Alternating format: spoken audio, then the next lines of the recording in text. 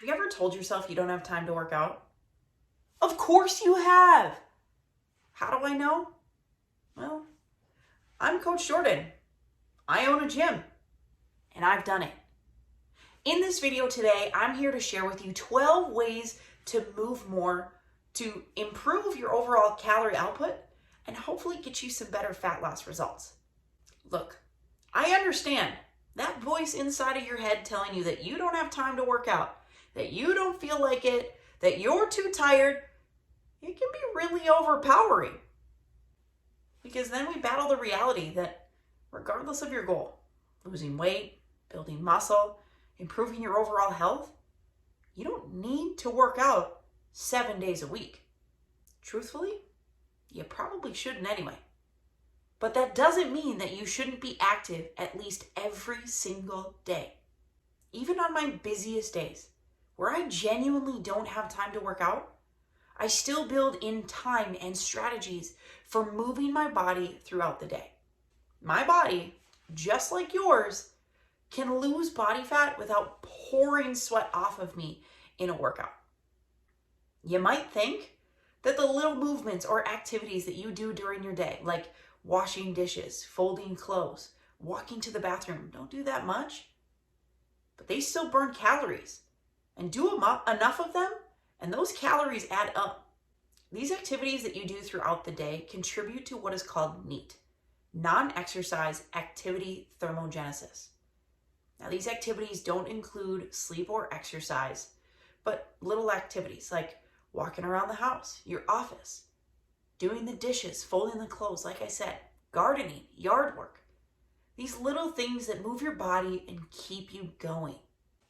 NEAT plays a critical role in how we maintain our body weight because it contributes to a large percentage of our energy needs. But folding the load of laundry isn't responsible for keeping that NEAT super high. It takes a regular workout program to build the muscle that burns the calories throughout the day. It takes a consistent diet that doesn't have these highs and lows of nutrient intake. It takes consistent and deliberately planned activity. Boosting your NEAT can really help improve your fat loss results. So here are 12 ways for you to move more throughout your day. Number 1, morning stretch. What's louder, the creaking and cracking of your joints or your alarm clock? Some mornings it's hard to tell. Find 5 minutes in your morning. Those 5 minutes can come from setting your alarm clock 5 minutes earlier, eliminating that social media scroll first thing in the morning, or while you watch the news in the morning. Give your body a full body stretch to get the blood flowing, to remove some of the toxins, and to eliminate those aches, creaks, and cracks. It doesn't have to be strenuous or long. I'm not asking you to take a full yoga class. In fact, if you do it right, it can even be done in your work clothes. I promise you that it's a game changer that can start your day feeling a little bit more refreshed. Want a simple morning flow? Some stretches or movements to do to get the body going? Click the link below to watch a video of me going through some morning movement. Number 2, a morning walk. Adding a short 5, 10, 15-minute walk after your morning stretch can really improve blood flow. Now, most often people lead with I don't have time for that. Oh, I just have too much to do. Can't leave the kids at home. It's too cold. Now, I get it. Sometimes we think that because it doesn't lead to a large calorie burn that it doesn't elicit plenty of benefits. Well, that's not true. This walk isn't meant to be a workout. It's not even really meant to make you sweat. Yes, it's meant to burn a few more calories, but primarily it's meant to get you moving, set your tone for your day, and refresh those muscles. Go for a walk around the block to the end of the street and back.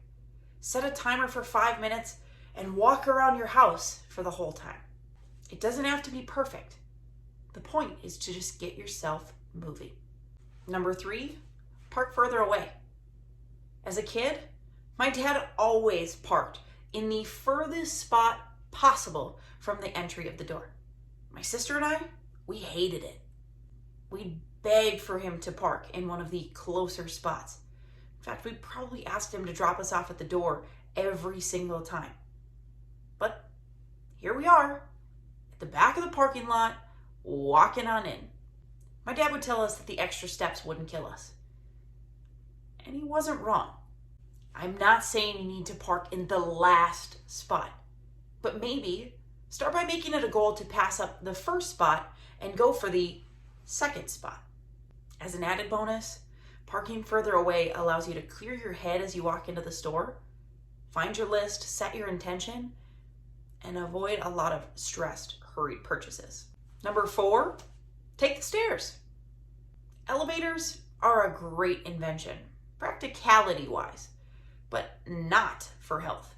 When is the last time you took the stairs over the elevator? Well, when is the last time you went to an office building where you had to take the stairs to get there? You might take the stairs at home, which is great, but how often are you opting for the stairs at a hotel, at the mall, or at your office building? When I was working downtown, a woman who had worked in the building for quite a few years told me she didn't even know where the stairs were. Find them. Use them, please. It doesn't have to be a run up the stairs. It doesn't even have to be anywhere near a workout. Maybe you just start by taking the stairs down, but start by adding some more steps and some additional movement by using the stairs. Number 5, take the long way. Now, I'm just like you. I try to be as efficient as possible, to find the path of least resistance, the shortcut. But that doesn't always pan out for us activity-wise. Maybe instead of cutting through a section at the store, you take the long way. You walk all the way around. Maybe you set a rule that you only walk on the sidewalk, that you don't cut corners or cut across the lawn. These are little things that take conscious thought, but can really make a big difference when it comes to overall activity.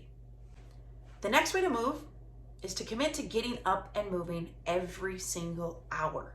Today, most of us have Apple Watches or Fitbits that tell us to get up and move every single hour. Now, as great as it is that it can recognize that my rear has been in this chair for far too long, a lot of times most of us snooze those reminders or dismiss them altogether, which is why I encourage you to set a timer or a reminder on your phone to go off every hour, to take advantage of the last 2 to 3 minutes, 5 if you can give it, to stand up, stretch, walk around, and to just move from your seated position. Now, I understand if you're in an appointment, on a phone meeting, or in an important presentation, it might not be the best look to have your alarm go off and have to stop everyone so that you can stretch, do some jumping jacks. Keep it to the hours where you're at your desk and you're able to take that 2 to 3 minute time away. One of the coolest things about this is that eventually your body's going to start to recognize and crave that hourly movement. So you won't need the phone, the Apple Watch, the Fitbit to tell you any longer. The next way to move more is through a midday walk or workout. Who says you have to work through lunch? Legally, your boss or employer can't force you to do this. This is one of those can't take a break or won't take a break scenarios. You are allowed to move your body. One of the greatest things in our shift towards a healthier lifestyle is that most bosses and companies are on board with you getting more movement in. They recognize how it helps build a happier, more satisfied workplace. A lot of these places are setting up walk-in meetings, lunch and learns, and even fitness centers so that you can get your workout in while at your workspace. If your workplace has not yet added a fitness center, it's okay. Take advantage of that 30-minute to an hour-long break to add a maybe 10, 15-minute walk-in.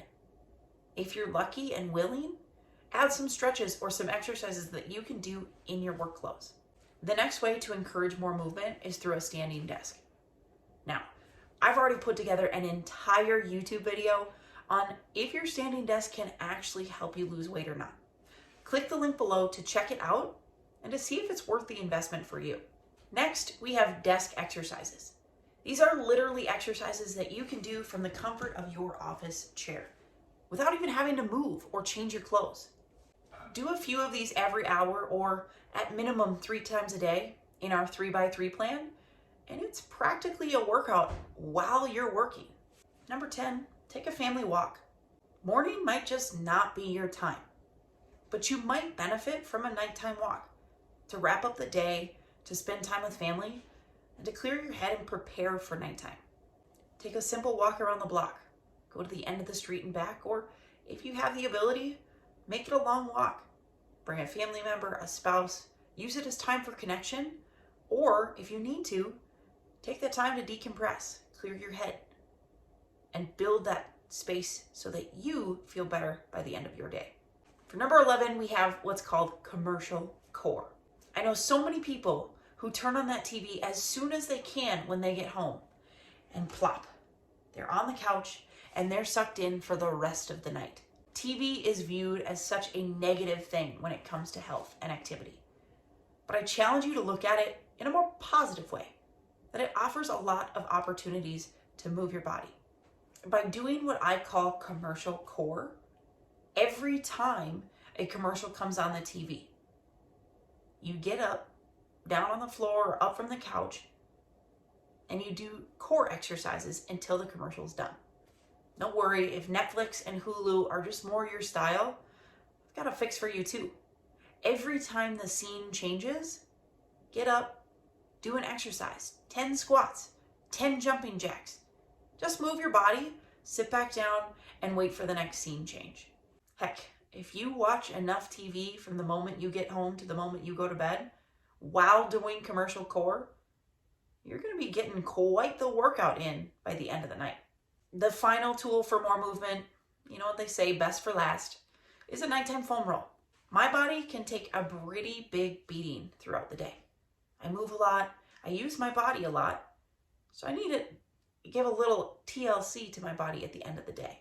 A nighttime foam roll can really help redistribute fresh blood, pump out some of the toxins, and help me get into a relaxed, calm state before I go to bed.